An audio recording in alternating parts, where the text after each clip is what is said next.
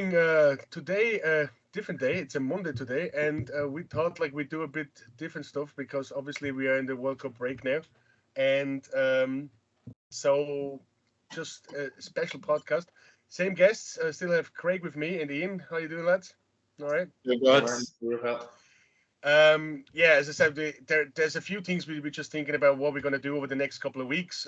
Next week, we're going to do a special WSL review of the United game and probably looking forward to the Champions League what Arsenal women are going to play. I'm going to do this with Lottie, and then we're just going to do here today. We do a bit of a preview for the Arsenal players in Qatar, how they're going to do. Going to see what we're going to need after when we come back after the World Cup, to January transfer window, see what we think we need and what else we need to buy to stay on top, hopefully. And obviously we have to go back to the last game from Brighton. So I'm gonna start with the bad news. Like we didn't even see anything, so I don't know what else we can do. But like how did you get the result? I'm gonna start with Ian. How did you watch the match? I wouldn't say you couldn't even watch it. Like it was an absolute nightmare, wasn't it? Yeah, it's weird. It's weird that like there's no channel at all in the world showing it. Like when you think you're top of the league and you should be the team everyone wants to watch, but look, I mean, unfortunately, it nearly looks like it was a blessing in disguise that we didn't really get to watch after. That was the reason for it. Nobody was watching it, so we lost. Like, Does it even count if no one's seen it though? That's the yeah, exactly. Yeah, it didn't happen. I know. Look, I think it was. I know it's easier to say when you're out of it, but it wasn't a cup that we had all our main concentrations on. I'm more gutted for the youngsters. I'd love to see them get like more of a kind of a fair whack at getting game time. I think like when we're going to be into, I suppose, a really important stages of Europa League now, so I don't think they're going to get that much game time. So I think they're kind of, I suppose, have their seasons of kind of gelling with the first team is kind of being relatively cut short. But no, look, I have to give Brighton like a lot of credit. They wanted it more. I think it does mean a lot more to them in the sense that they're not going to be challenging anywhere for the top four. I know they're close on the league table at the moment, but I really don't think they're going to be anywhere there come May. So I think it's a good chance for them. They got a nice draw as well. I can't remember who they got. I think, but it was a League Two side. I think they got. So I mean, they've a great chance to have a bit of a cup run there, and I think that's they take that at the start of the season anyway. But I mean, I suppose you have to look at silver lining somewhere along the line. Although the performance wasn't great, it was a completely changed side. I think bar Tierney and I think it was Saliba. That's the only starting 11 players we had. And I mean, like you can look at it and say we went out to Brighton, but like Spurs went out to Nottingham Forest, haven't played the full side, So I mean, it just goes to show you can play your 11 and it just might not be your day. But look, I think the silver lining of it is, look, we just got caught falling asleep with a young side, and Brighton wanted it more. They were more physical, more up for it. But I think, look, it's less games we have to play when we're going on this title push now. I mean, we're 5 points clear. I seen actually there today that the next round of the cup is 3 days before the league starts back. So Liverpool actually play Man City. I think it's on the Wednesday, and then they're away to Leeds again the following Sunday. So like, I mean, it just goes to show that like there's a lot of potential there to be tired or injuries to come up, and City are already on the back front. So I think, look, it was a bad day, but it's nothing more than that, really. I think we've bigger things to focus on.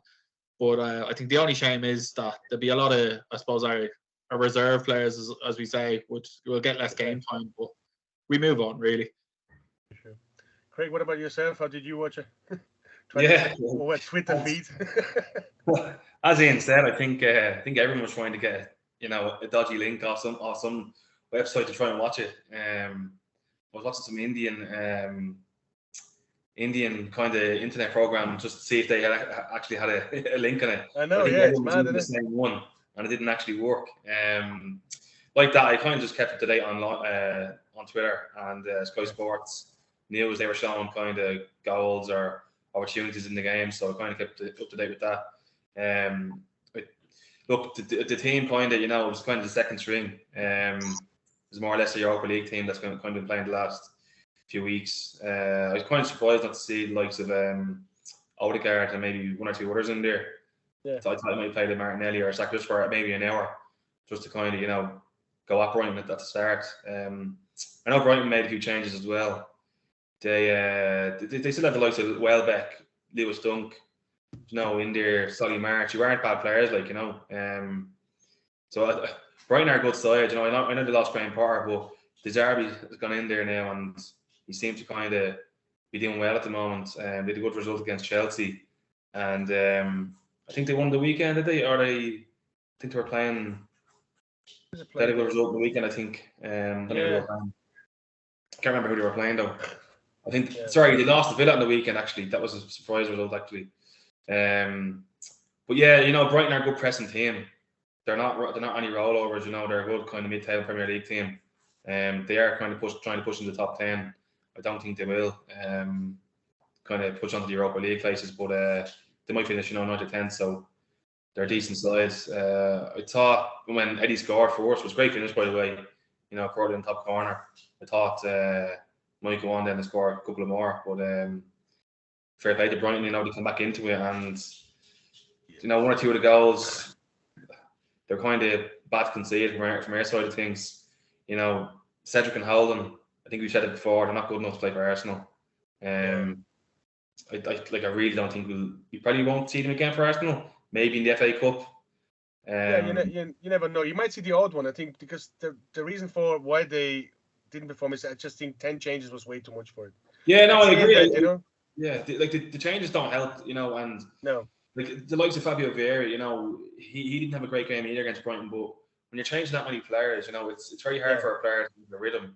You know, like Vieira played against Brentford with the first 11, say, and he had a great game. You know, in fairness to Vieira, like even the weekend there when he won against Wolves, the first half he struggled, but second half he kicked on. But you know, the goals we conceded, you know, I mean, I think the penalty was kind of, as much as I seen for it, like because the penalty happened so quick after the goal we scored, and I think once they scored the first goal, Arsenal, I really thought, okay, this is going on. But then because I think the penalty was like 3 or 4 minutes after, so that kind of changed the tone, and it was 1-1, like, you know, and then it was kind of all thing, and a lot of people saying like the lads who are playing, and because it was so many different ones, like they had to do they had to prove themselves, and when it went south for them, they even had to do more, and then there was no cohesion in whatsoever, you know. Yeah, I agree, Martin. You know, there was we've kind of done well this season because we've controlled games. You know, we've, you know, kept being patient, whereas the young players maybe after we went 1 or 2 goals down,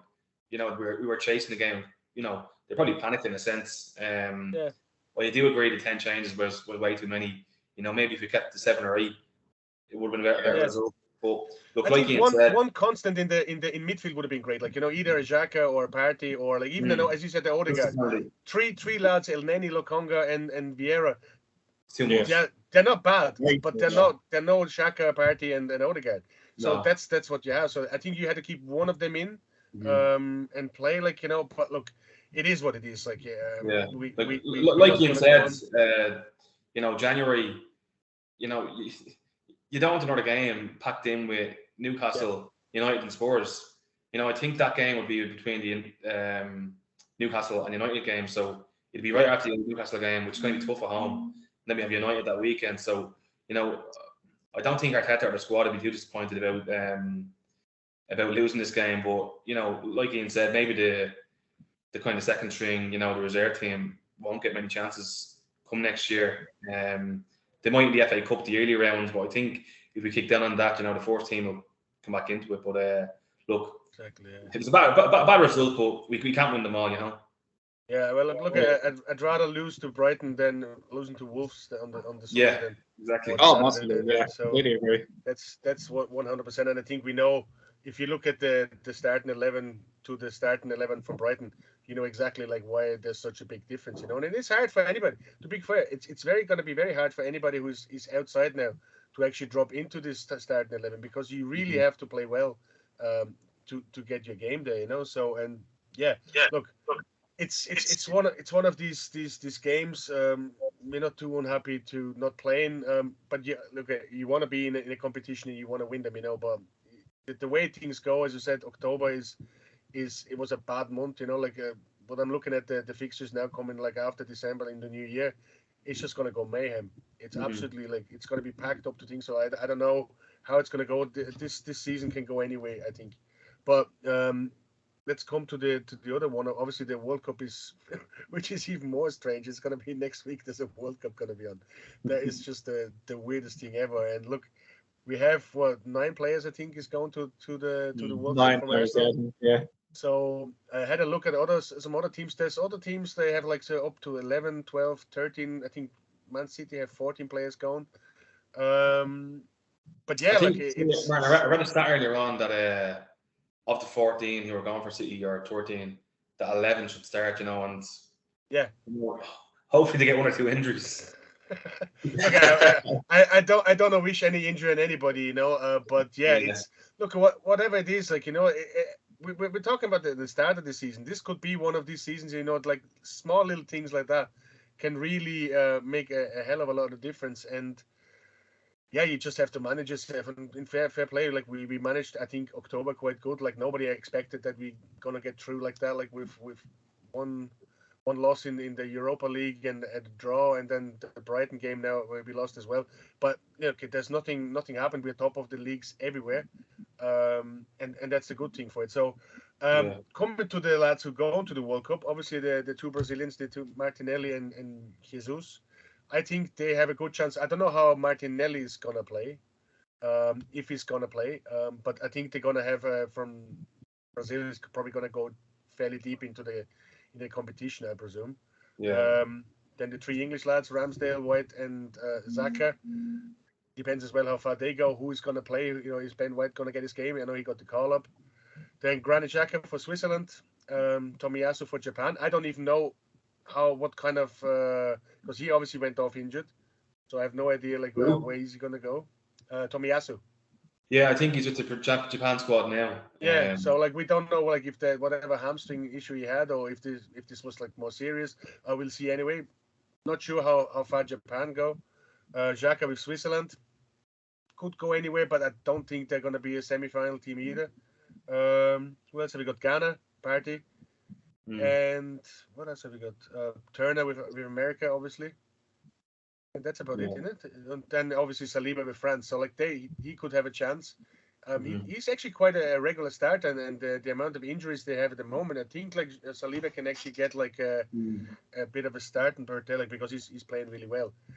So where do you think our players go? I'm going to start with Craig this time.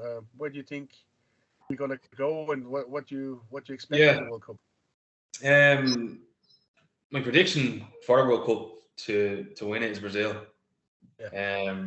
I just think the squad overall is just very good. They've Ederson and Alisson as the 2 keepers. Then the defense, the likes of Marquinhos, Thiago Silva.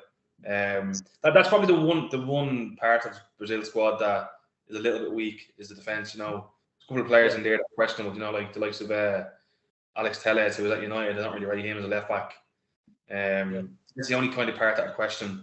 Midfield is amazing, and then the strikers. You have Jesus. Martinelli, Rodrigo, Vinicius Junior, Neymar.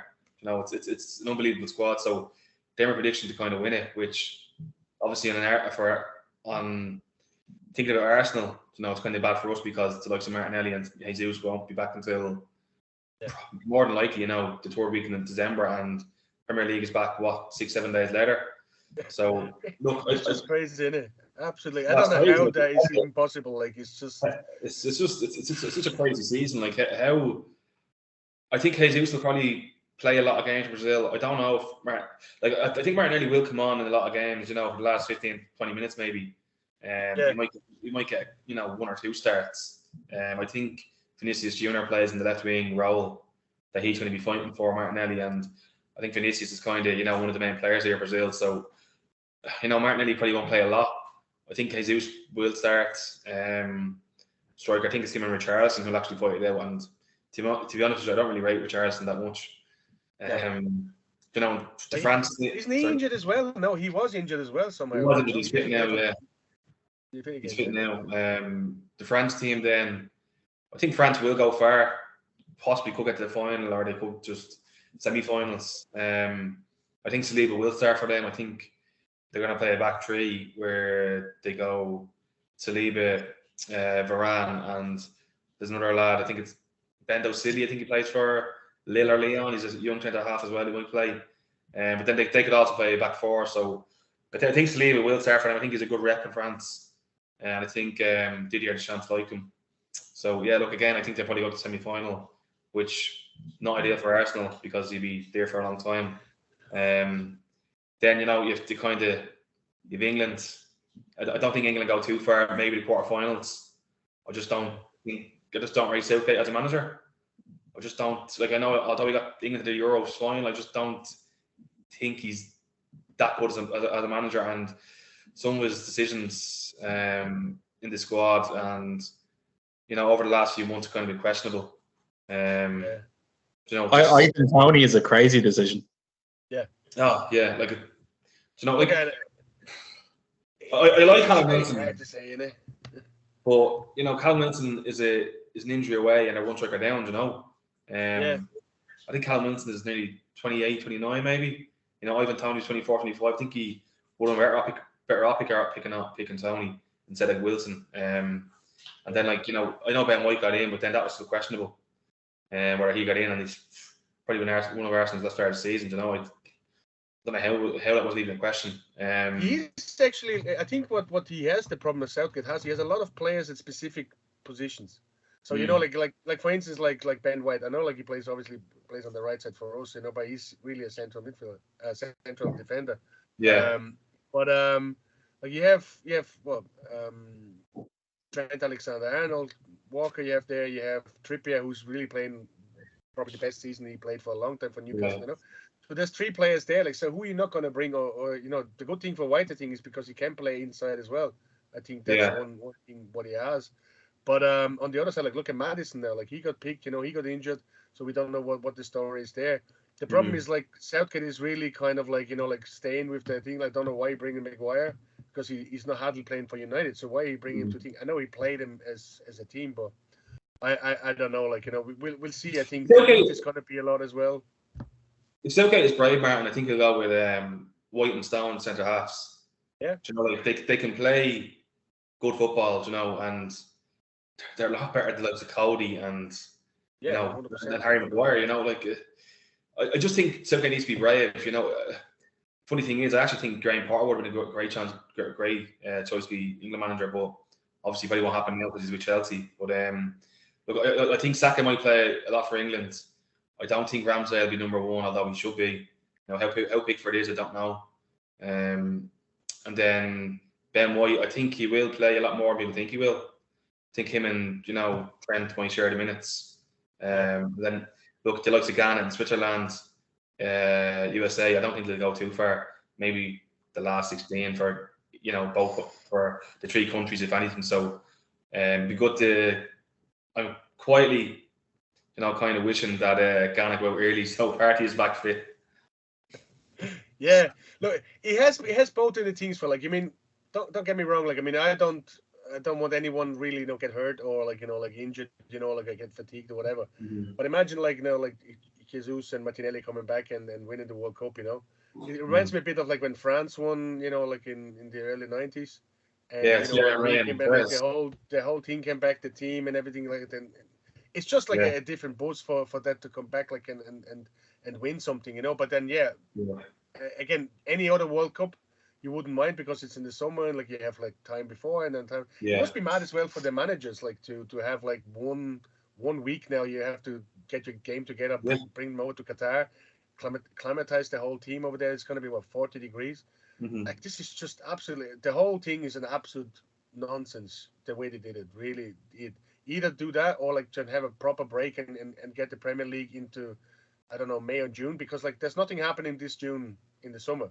So why wouldn't you just extend the Premier League into the summer? If you haven't watched, money has to do a lot of stuff. Documentary yet, Martin, on Netflix about how the World Cup's actually chosen Qatar. Watch it. It's actually crazy, the corruption. that was involved. It's just, It's just you know, Yeah, it's just I seen it advertised. All right, I haven't watched it. I must give it a watch. yeah, it's worth a watch. Yeah. 100%. Just how it was chosen for there, it's just, it's crazy. Like it's mental. Oh, it's a brown envelope job every day of the week. And like the fact that he even came out and said it was a mistake, like it's easy to say that after it's done and signed and sealed. Yeah. It's just a joke, really. It's just a pity because it's the showcase of the footballing world, you know, like, you know, it should be a good thing. And I mean, not watching it, yeah, like look, it's the football, you know, like, and you want it, you feel sorry for the players because they want to, you know, it's a dream for them to go to the World Cup. The situation, what they have to do, like, what are they going to do? It's all, it's a brown envelope job. Like, look, there's a lot going to be said, but there's nothing going to be said at the World Cup. And that should have done way much earlier. Should have never gone there. But it is what it is now. They're playing there. Let's hope they all go there and come back, you know, same level as they were now. Like, and none of them get a mad injury. What's going to be interesting is, I don't know if you want to maybe talk about, like, never mind Asian players, but going into, like, you know, what we're going to, hopefully in the January window, what we're going to do. Is there anybody who you think could stand out, who would we actually scout? Because generally, normally in the World Cup, you know, after that, there's always somebody, you know, like everybody's going to go mad for, you know, going to have one good season and then it's not going to be anywhere near, you know. So, you know, talking about the World Cup, the players there, I think we're going to do a few more things when they actually play and see how the games are going. But I think one of our main concerns is, never mind the players coming back, but who else can we get in the January, you know? And I let Ian give us a bit of a thing of that. What do you think we need in the January window to stay on top and make a good season? Like, I mean, look, there's a list of names that get linked with Arsenal every day of the week. We know that. Like Vlahovic being one that was there for months on end. Nothing ever happened to. Look, I think it's sticking out like a sore thumb. The two main players were to get, and the two players that I think we could quite easily get. They want to come to us. We just need to get the right deal, and that's Murdoch and Tielemans. I think like Tielemans is out of contract come the summer, so Leicester aren't going to want to let him go for nothing. Not a chance. So I think like that's a prime player to get. I think he'd gel quite quickly. Murdoch, look, he dreams of playing for Arsenal. He said it himself. I mean, that's the type of player that we need. Someone that's gonna have pride in the jersey, someone that's gonna work hard. You don't have, I suppose, a player like Ronaldo that we see going on press conferences with Piers Morgan slating the team and slating the club. You know, like it's like we have a young squad, and that's what we need. We need to add youth into it, but experienced with experienced you as well. So I think if we got them two, it would fill the gap in midfield. Not that we really, I suppose, have a gap as such, but we seen firsthand. The second is an injury, and there's like any sort of our first 11 missing, there's a massive like gap there that we need to just have. I suppose that bit of a backup. I suppose one player that I nearly keep forgetting that we're missing, that will be coming back. Fingers crossed. 100% fit would be Smith Rowe. I think he's going to be massive to have back. When he was fit, he was like playing out of his skin. So I think he's definitely going to be a good player to have back. So if we can have him back fully fit, hopefully not too many injuries or too many slip-ups in the World Cup, I think we'd have a great chance to push on. I mean, we're 5 points clear, and the only kind of top team that we haven't played is Man City. Like, if you had said that to us at the start of the season, you'd have taken your hand off, you know. So I think like a lot has to be said about it as well. Where I seen a stat today, like we have the most clean sheets in the Premier League. We've the joint best defensive record in the Premier League as well. So I mean, I think that's where the difference of Arsenal is this season, where we've gone from having one of the worst defenses to having the joint best. And I think that's where we're picking up points, and that's where we need to kind of, I suppose, build upon with the players that we get in, that we can kind of solidify the defence a little bit more with the likes of Tielemans, and then improve our attack force, because unfortunately Jesus he's doing everything, don't get me wrong, but we need people that can score goals too. So I think Murdoch would be a little bit of I suppose more firepower to our cannon. Yeah, hopefully, I think, and you're right, like, you know, it's incredible to think like we only conceded 11 goals and 3 of them against United. You know, so like it's Honestly, like for crazy. 14 games, like, you know, it's just and I think that's one of the biggest improvements anyway. And I think that started even last year, like when Ramsdale came in, you know, like, and he replaced Leno, and he just started controlling the front four in front of him. Saliba now putting in there as well.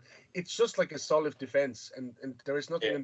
And the good thing is with Tomiyasu, like, you know, we were talking about Tomiyasu, you know, when he's back fit, you know, like, where does he fit into this? I think that's the beauty of it now. You can play so many different players, and they can play everywhere as well. So you Yeah. can put like White in, Yeah. Tomiyasu outside. You can put Tomiyasu on the left side. You can Tomiyasu on the left side inside of it. So there's a lot of things what we have, and that's one of the biggest strength and points what we have at the moment is that we have all this thing for. And now I think we just have to do the same thing in the front. And we are, because we were looking for a winger anyway before the summer transfer window was closed. We didn't get one, and we were looking for a central midfielder, a defensive midfielder. And yeah, you're right, Tielemans and Mudryk, you know, that would be, if we can get them too.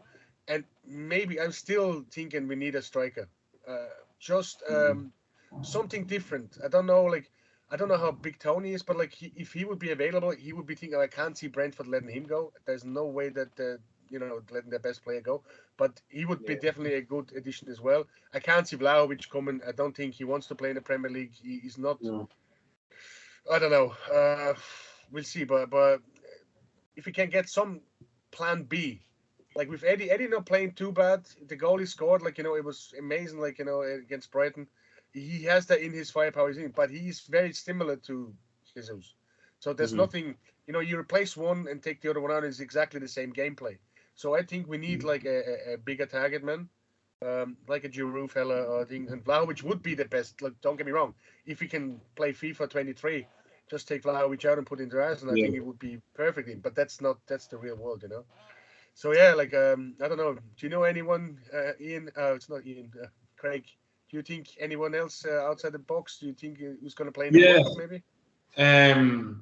Look, I agree with both of you. I think in an ideal world we get Mudryk and Tielemans. But to be completely honest with you, I think we might only get one.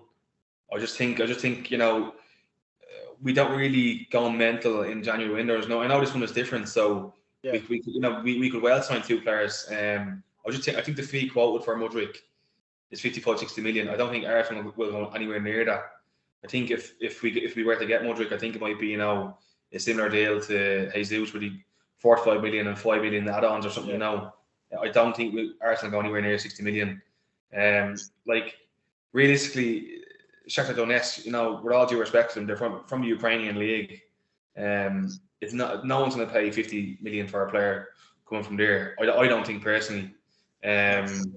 You know, like, they probably don't need the money either, because, you know, they were in the Champions League, they're in the Europa League now. Like, Mudryk done an interview today with Zinchenko's wife, you know, and he's crying out for Arsenal to sign him. He really, like, I don't know if you've seen the quotes. Yeah. You know, he actually said that if he had a choice between Arsenal and Real Madrid, he'd pick Arsenal.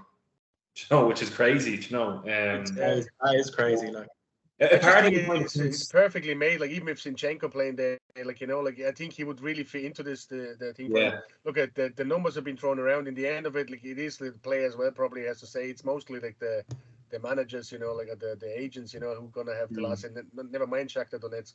I don't think they would be happy enough. But it's probably like the agent, whoever he is, is maybe, you know, there could be kind of a pre-agreement here where you know, could be nearly agreed already, but he keeps talking about Arsenal, and he's not, you know, he said in the summer he wants to come to Arsenal as well. So I'm not sure if it's him trying to get Arsenal to sign him, or if there's a deal already in place, you know.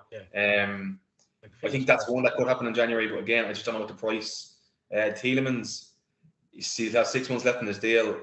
I don't think Leicester will want him to go unless we threw 20 million at them. I don't think they take it. Do you know what?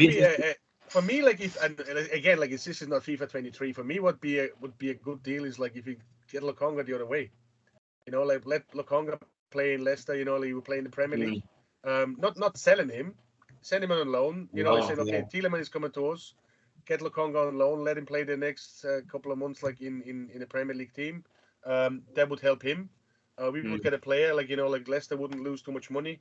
But again, as I said, this is like looking at like the all or nothing thing for like when you see what happens on a transfer deadline, you know, like what happens beforehand, it can't be an easy thing. And like it's not like, you know, moving one player out. Like, you know, there's lives at stake. There's humans. You know, they have to be agreeing with all this kind of stuff. Like, and it's not an easy deal. You know. I'd be interested to see what if in January if we did throw a 12, 13 million bid at Leicester, would they take it or not? I don't think they would because they're probably going to argue that 6 months of Tielemans there is better than 12 or 13 million. Yeah. There's rumours that we already have an agreement with Tielemans to come next summer. I think that could be true because there was a lot of groundwork done in the summer, and I was actually surprised we didn't bid for him. So if we don't get him in January, which I don't think we will, I think there could be an agreement in place. I think what to look out for in January that we could actually do is Danilo from Atletico. Yeah, I just wanted to say that like he's rumored as well, isn't it? Like rumored, heavily linked. Their league is over now. They won the league, so they don't start back until I think it's the end of January, February. So I think he's linked with 20 million move, and that's another one that I could nearly say is it could nearly be kind of agreed. But my kind of head is saying that we'll do one signing in January. I'd love to because I think we got to, it could really set us up for the season. And look, I could be wrong. It's a different January window than the ones gone by because there's a lot more games left than there would be normally, So and I think there will be a lot more teams again will be in. Like normal January is not that more movement anyway with any kind of team.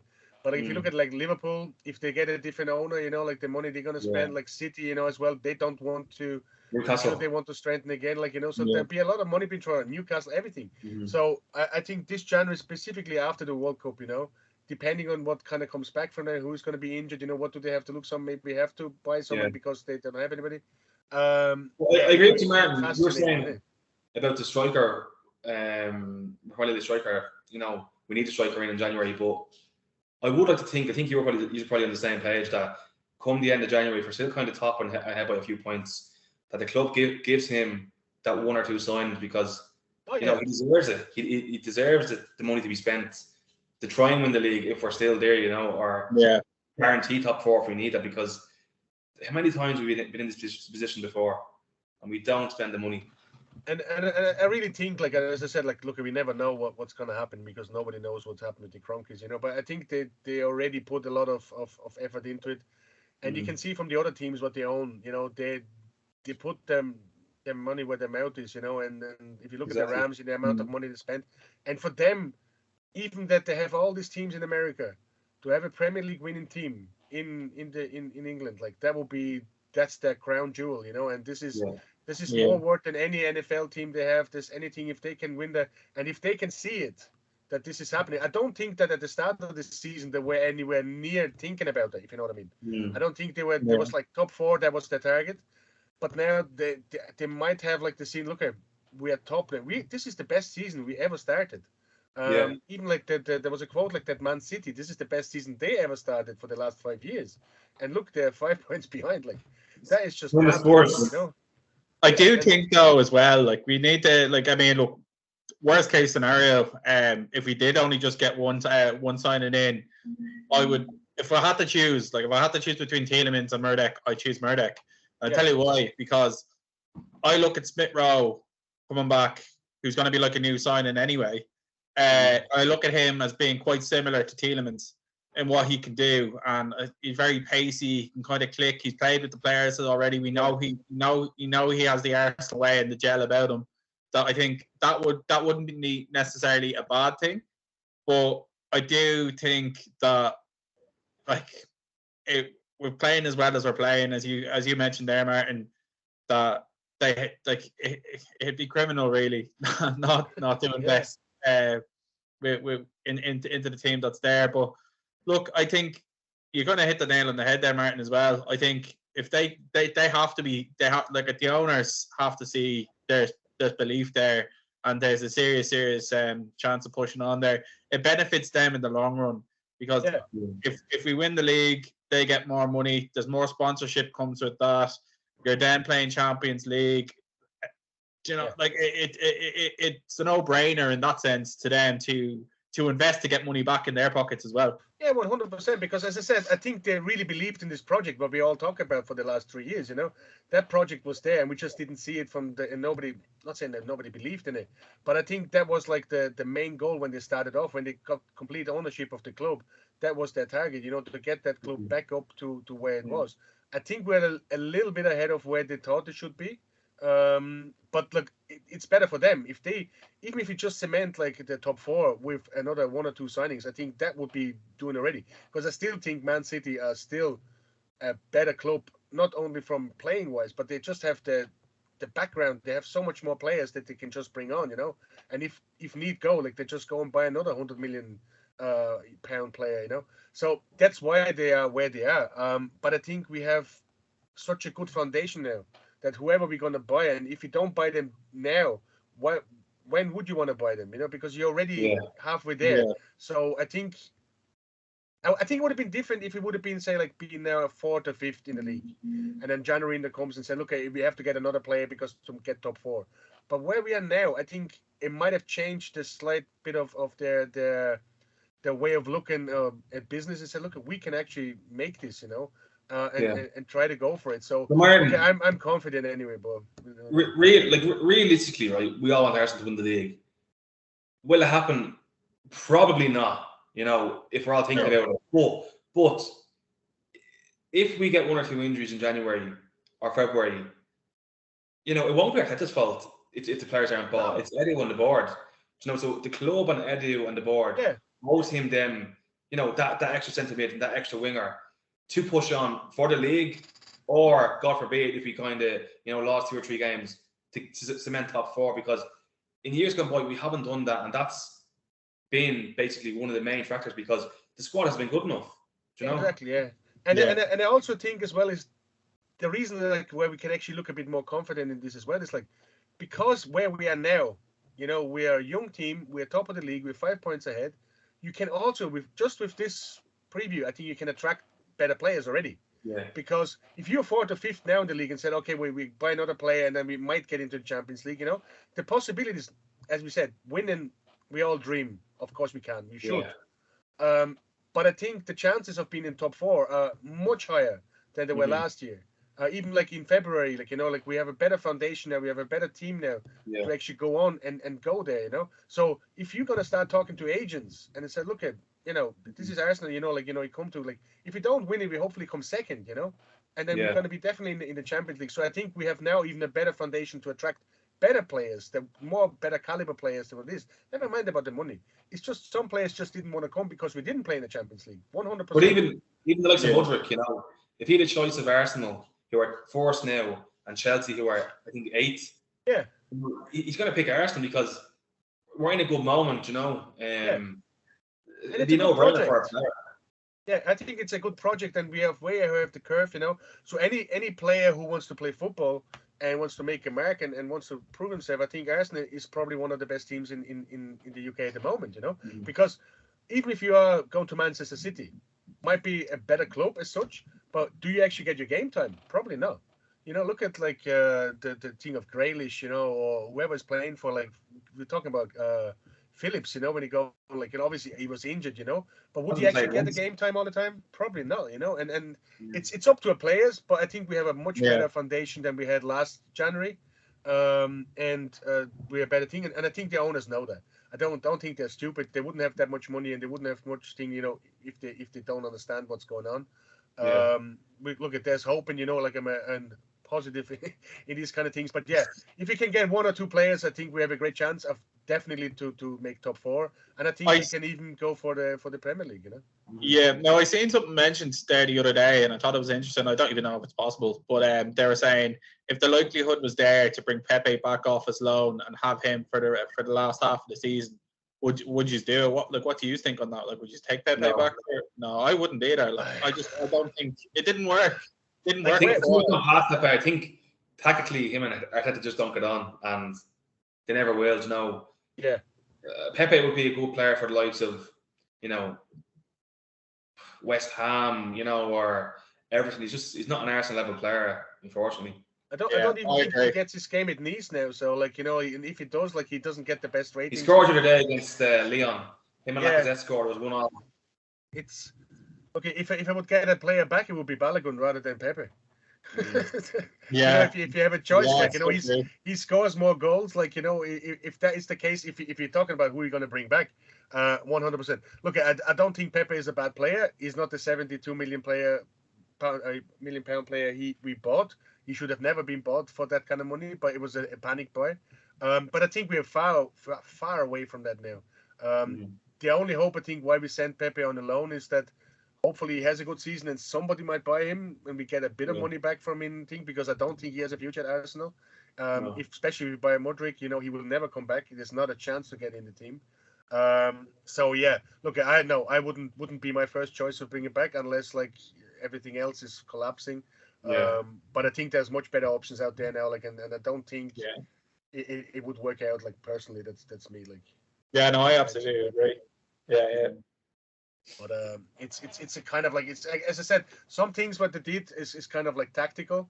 I think it's going to be the same with Nelson when he's probably going to get a new contract, and it just for the reason for he's actually playing quite well. But once you get a new contract, the if you want to sell him, you get some money back, and that's kind of like in Nketiah probably in the same way, or that the same thought was behind Nketiah. Nketiah has to prove himself in some ways. He shows signs, but he's just not constant enough. But then again, he's not playing like when he played 5 games in the last season. In the last 5 games in the season, he was able to show it. But now he just doesn't get into the team, and that's just make it that much harder. Then he just plays that games where he doesn't have the same assists what he would have in the first 11. Yeah. So it's one of these things. Like it's very hard. Like to be just one player can't.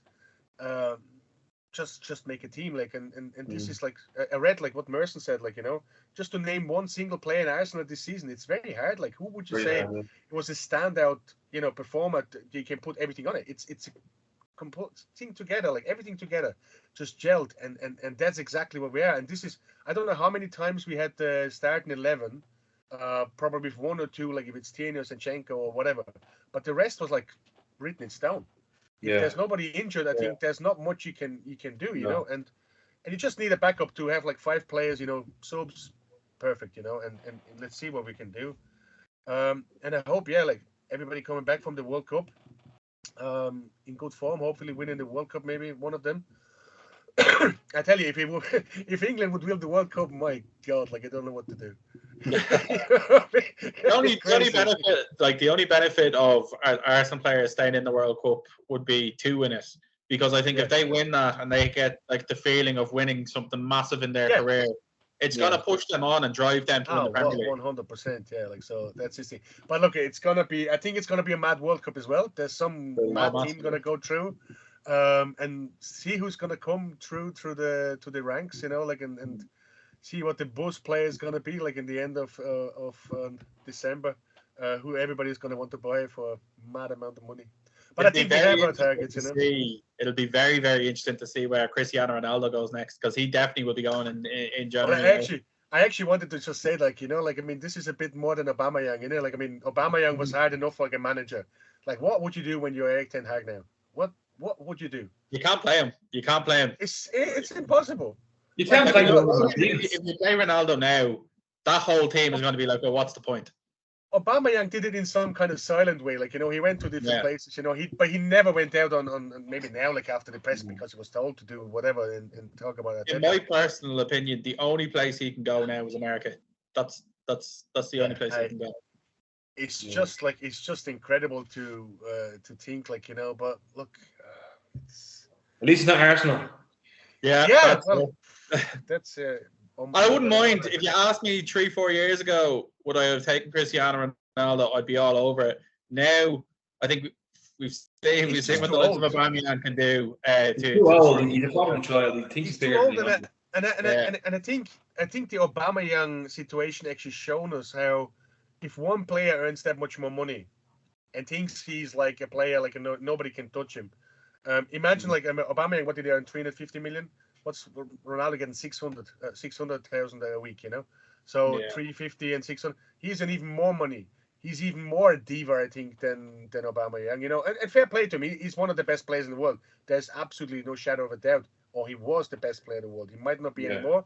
He still scores goals, but still doesn't give him. I think he's just too disrupting to the rest of the team, and I think that will happen in United as well. Fernandes, for instance, I think since he came in, like Ronaldo, he just completely dropped off. I don't know if he was so intimidating that the teammate, plays with you, or he just wasn't the same player. And No. it has definitely a massive influence in the dressing room. And if he says already, like that happened not only this season, like in the interview, like he said it actually already happened last season, that there was a lot of players, not players, but people in the club Wow. who didn't want Yeah. him there. It's just, it can't be a good dressing room. And as I said, I think it was exactly the same for Aubameyang. Maybe even less than what's now with Ronaldo. But I can't see him play in the Premier League. There is just no way he can come back from that. He's just happy now he's going to the World Cup. He's going to come back and he's going to look for a team. And probably is going to go to the MLS and that's it. Because even in Europe, I can't see him. He's too old for Europe as well. He's just not. Maybe Sporting Lisbon. That's it. Yeah. And Like I know Chelsea wanted to get him at one stage, but I can't imagine them having Aubameyang and Ronaldo in that team. Like God help them if they have the two of them. I don't know. Call the pensioners now. Yeah, look, it's a kind of like a weird situation. Thank God he's not playing for Arsenal, because I think the Aubameyang was bad enough. Like, I mean, this must be an absolute nightmare for. Like, I even heard, like, they're talking to the legal team now before they can actually say something. Just to, like, because he wouldn't be shy, like, suing them and everything. So I do think they've only themselves to blame though, because he did ask to leave and they made him stay. So I mean, in one sense, I disagree with that. They should have just wiped their hands of it and just let him go. But I don't agree with what Ronaldo did either. Like, I think if that was an Arsenal player that did that, we'd and the funny thing now is kind of looking back and said, like, they didn't have the balls what Arteta had, and told him, look, he can't play there, just get him out. If he doesn't want to be there, get him out in the middle of the season. United didn't do that, like in the summer transfer window. They had a chance to sell him somewhere. He's not in January. I was surprised if he's not gone in January.